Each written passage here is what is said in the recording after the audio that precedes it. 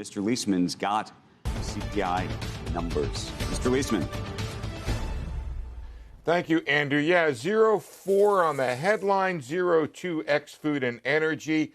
A little hotter on the headline, a little softer on or cooler on the ex food and energy. Year over year, 5.4. We were looking for 5.3. Ex food and energy, though, spot on 4% year over year. Energy up 1.3. That was strong. Real earnings of private workers 0.8. So that's good. They're keeping pace with inflation plus a little bit. And then I'm going to turn to the table here to see if I can get the actual individual areas here. Give me 1 second, Andrew, and I'll call it up. There it is. Okay, going down. Let's look at the month-over-month change. Food up a strong 0.9%, led by food at home 1.2%, food away from home 0.5%. Let me look at that used car area there. That's still negative, minus 0.7%. I think that's going to change a little bit. And airfares was another area that gave some relief in the prior month, and I don't see it right there, but let's look at some other areas. Fuel oil, 3.9%, utilities up 2.7%, all of this energy-related, getting away from the energy areas. Commodities, a little relief in there, 0.2%. New vehicles up a strong 1.3%. One more thing, apparel down 1.1%.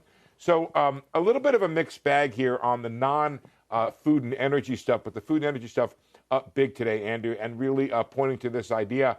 I'm taken by Bullard's comments yesterday.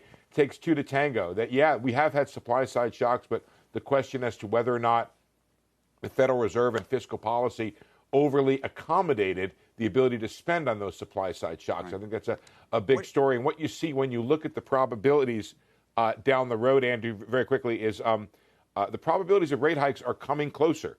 So what was it, December 2022 probability now looks like a more than 50% probability of a rate hike in September. So that's been moved forward.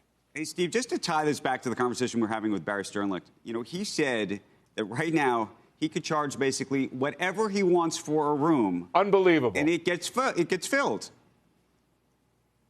And I wonder if you're sitting at the Federal Reserve, what you think of that? I fell off my chair, Andrew.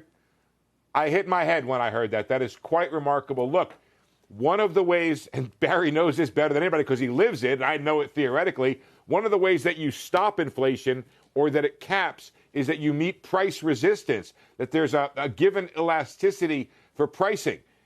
Barry's saying it's not out there. It doesn't exist. It is quite remarkable. I think that's a combination. People can pay it, but also the full supply of rooms is not on the market right now. I don't know if you got to talk to Barry about that. I had to, right after he said that and I fell off my chair, I had to go get ready for this number. But I don't know if that's partly the result of some supply not being out there. But one of the things we're going to be watching, I think investors need to watch for, Andrew, in this upcoming earnings season, is the extent to which they've been able to pass along prices and then some. Because what we saw in the second quarter was this margin expansion. If it cost you $10 extra, you raised prices by $11 and you got away with it, which is right.